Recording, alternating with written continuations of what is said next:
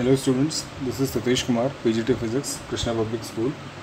Students, in the previous video of 8th standard, we were discussing about the methods which has been used during crop production. So this chapter is same. It is crop production from class 8, and we'll be carry forwarding our topic with the methods of crop production.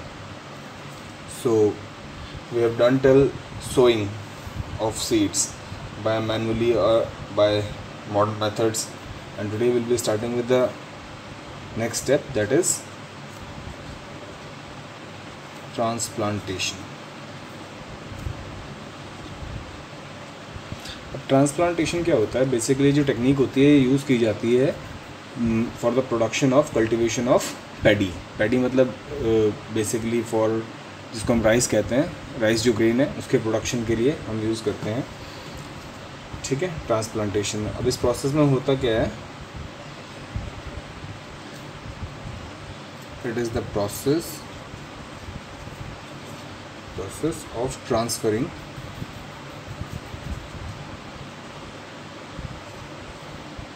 healthy seedlings from the plot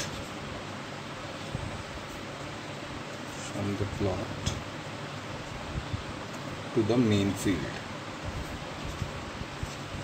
ठीक है, हम क्या करते हैं, जो बीज होते हैं उनको इकट्ठा ही किसी प्लॉट में क्या कर देते हैं, वहाँ पे सो कर देते हैं. ठीक है, तो उनसे क्या होता है, हमारे पास जिसको हम प्योद भी बोलते हैं हिंदी में, या सीडलिंग्स बोलते हैं इंग्लिश में, वो क्या होता है, बन के रेडी हो जाता है. उनमें से हम हेल्दी सीडलिंग्स को क्या करते हैं, वहाँ से उठा करके मेन फील्ड में जाके क्या कर देते हैं, लगा देते हैं. ठीक है, तो इस मेथड को बोलते हैं ट्रांसप्लांटेशन. ओके, अब इसके टाइम, ट्रांसप्लांटेशन के टाइम पे हमें ये इंश्योर करना चाहिए कि जितने भी हम सीडलिंग्स लगा रहे हैं उनके बीच में प्रॉपर गैप होना चाहिए, ताकि जो सनलाइट, वाटर और जो स्पेस है, जब वो क्योंकि ग्रो करेंगे तो उनका साइज़ भी इंक्रीज़ होगा. ठीक है, तो उनको जो सनलाइट, वाटर और जितनी भी चीज़ें हैं वो अच्छी तरीके से मिल पाएँ. ओके, तो this technique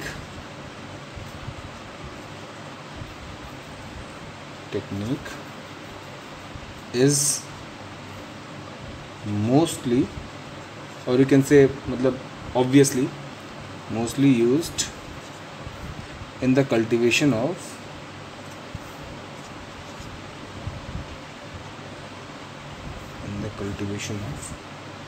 paddy and vegetables. ठीक है, पैडी और वेजिटेबल्स की खेती करते वक्त ट्रांसप्लांटेशन टेक्निक का क्या किया जाता है, यूज़ किया जाता है. तो उसके बाद जो नेक्स्ट टेक्निक आती है हमारी क्रॉप प्रोडक्शन में, वो होती है वीडिंग. ठीक है, वीडिंग क्या होता है स्टूडेंट्स? वीडिंग का मतलब होता है कि जो हमारी क्रॉप के साथ अनवांटेड प्लांट्स जो हैं वो जब जनरेट हो जाते हैं, और मतलब उनको हम हम चाहते नहीं कि वो हों वहाँ पर, बट वो अपने आप ही हो जाते हैं. जैसे घास होती है, या अलग अलग टाइप की घास होती है, या कुछ और भी चीज़ें होती हैं उसके साथ, तो उन्हें हमें क्या करना पड़ता है, रिमूव करना पड़ता है. तो जो अनवांटेड चीज़ें जो हमारी क्रॉप के साथ प्रोड्यूस हो जाती हैं उनको बोलते हैं वीड्स, और उन वीड्स को हटाना जो होता है वही कहलाता है weeding. Okay, so we can define it as the removal of unwanted plants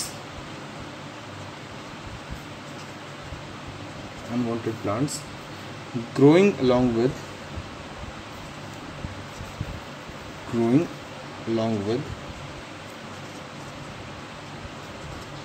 desired crop from the field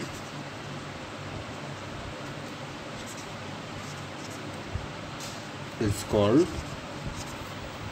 weeding. ठीक है, अब वीडिंग करने के भी हमारे पास बहुत सारे मेथड्स होते हैं. तो उनमें से जो दो सबसे फेमस हैं वो होता है बाय मैनुअली, या तो आप हाथों से क्या करते हैं, उनको प्लग करके निकाल लो वहाँ से जहाँ आपको वो नहीं चाहिए, जहाँ, या फिर वो जहाँ भी क्रॉप को मतलब इफ़ेक्ट कर सकते हैं, या फिर बाय यूजिंग वीडिसाइड्स. अब ये वीडिसाइड्स क्या होते हैं? वीडिसाइड्स वो केमिकल्स होते हैं, वो दवाइयाँ होती हैं जो फार्मर्स क्या करते हैं, यूज़ करते हैं अपनी क्रॉप्स को वीड से, मतलब अनवांटेड प्लांट से बचाने के लिए, ताकि वो मेन क्रॉप का वो ना करें, इफ़ेक्ट ना करें। ठीक है, इसमें बहुत सारे हमारे पास दवाइयाँ होती हैं। तो वीडिंग के हमारे पास 2 मेथड होते हैं।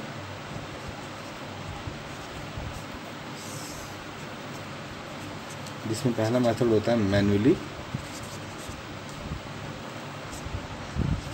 Removal of weeds by hand plucking. ठीक है, मैन्युअली में तो ये आ गया। अब दूसरा मेथड होता है यूजिंग वीडिसाइड्स।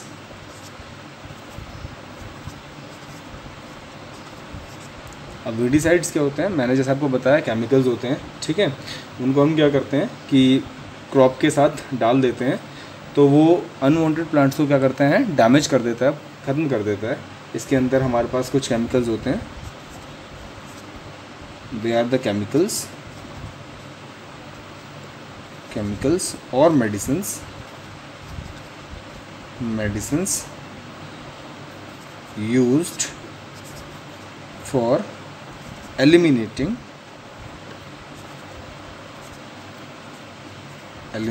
the weeds। ठीक है, तो उनको हम क्या बोलते हैं, वीडिसाइड्स। इसके अंदर एग्जांपल में हमारे पास कुछ होते हैं जैसे डेलाफोन, ये आपसे एग्ज़ाम में तो नहीं आएगा बट आपको पता होना चाहिए, मेटाक्लोर, इस टाइप से हमारे पास एग्जांपल होते हैं ये किसके, हमारे वीडिसाइड्स के। ठीक है स्टूडेंट्स, ओके।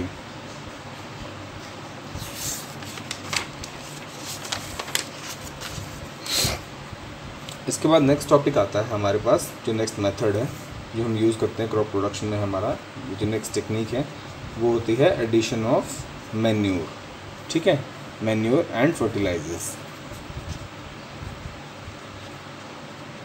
अच्छा, मैन्योर्स और फर्टिलाइज़र ऐड करने की क्या ज़रूरत है हमें? ऑब्वियसली ज़रूरत है, जैसा मैंने आपको पहले बताया था कि जैसे हम विल जस्ट हैव मिल्क, अगर हम सिर्फ मिल्क लेंगे तो हमें बहुत उससे न्यूट्रिशन मिलेगा, नो डाउट, हमें कैल्शियम भी मिलेगा, हमें उससे प्रोटीन भी मिलेगा, फैट भी मिलेगा।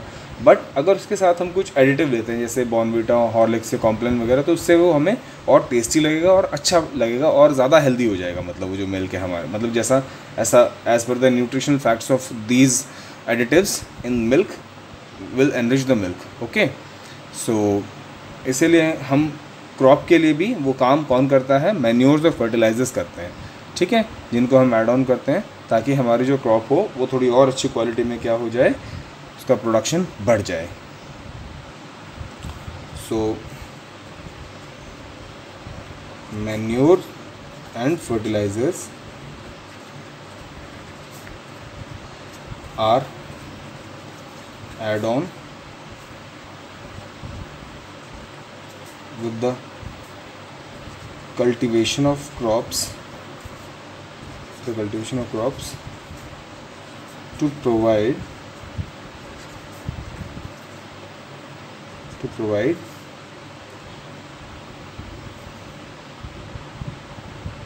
nourishment to the crops for their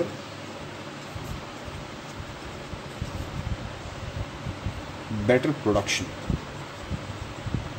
okay, तो मैन्योर्स का काम और फर्टिलाइजर्स का काम ये होता है।